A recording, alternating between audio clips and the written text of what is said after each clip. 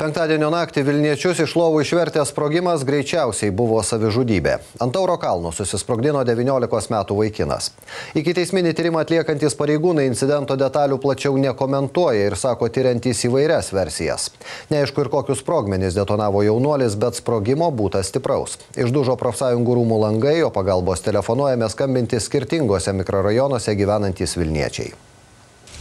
Žvakės ir gėlės ten, kur nugriaudėjo galingas sprogimas, po jo atsiradusi duobė popiet jau užlyginta. Didelė teritorija ant Tauro kalno tik penktadienį apie pietus vėl atverta žmonėms. Iki šiol čia triūsė kriminalistai. Ant Tauro kalno pareigūnai darbavosi visą naktį. Vėlų ketvirtadienio vakarą nuaidėjo sprogimas, kuris buvo girdimas ir tolėliau nuo centro esančiose sostinės rajonuose. Atvykę policijos patruliai, aro išminuotojai, ugniagesiai ir medikai rado sprogimo uždarkytą 19-mečio jaunuolio kūną. Prireikė laiko, kad būtų surastos visos kūno dalys. Mes sėdėjom tiesiog namuose, gyvenam Gedimino prospekte prie Fluxus ministerijos ir smūgis buvo tikrai nepalyginant naujametinių fejerverkų.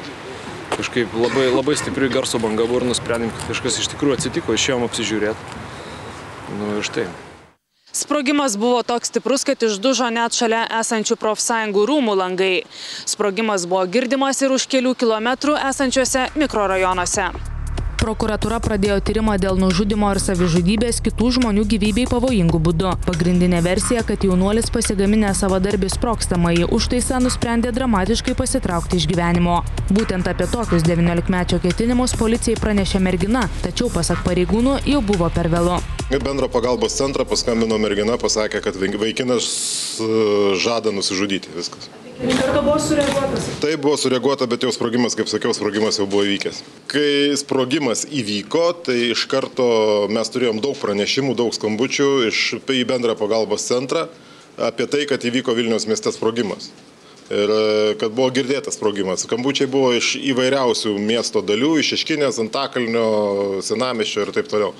Dėl to patruliam buvo duota užduotis patikrinti visas vietas, apvažiuoti, žiūrėti, ieškoti, kur tai galėjo būti ir kas tai galėjo būti. Po to, kai mes gavome merginos per skambutį, iš esmės paieškos ratas, paieškos spindulys sumažėjo, dėl to į tą vietą buvo nukreipta daug daugiau policijos patrulių ir policijos pajėgų. Žuvusio jaunuolio tapatybę padėjo nustatyti įvykio vietoje rastas vaikino asmens dokumentas. Paaiškėjo, kad žuvęs vaikinas kaunietis Vilniuje mokėsis vienoje kolegijų, tačiau studijas buvo nutraukęs. Į policijos akiratį kaunietis pakliuvęs nebuvo. Įtariama, kad kraštutinį žingsnį jaunuolis galėjo žengti susipykę su mergina arba dėl nutrauktų studijų. Daugiau jokios informacijos pareigūnai neatskleidžia, esą nenorėdami pakenkti ikiteisminiam tyrimui. Prokurorai rado įvykį mačiusių liudininkų, tai palengvins tyrimą. Yra tam tikri duomenys ir dabar tuo tikslu dirba operatyvinė grupė. Per sprogimą kiti žmonės nenukentėjo, tačiau jei sprogmuo būtų sprogęs netokioje atviroje vietoje, padariniai veikiausiai būtų skaudesni.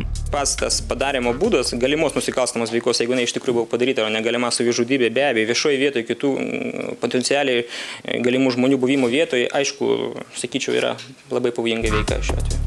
Pareigūnai apklausė ne tik įvykio liudininkus, bet ir vaikino artimuosius, jo aplinkos žmonės.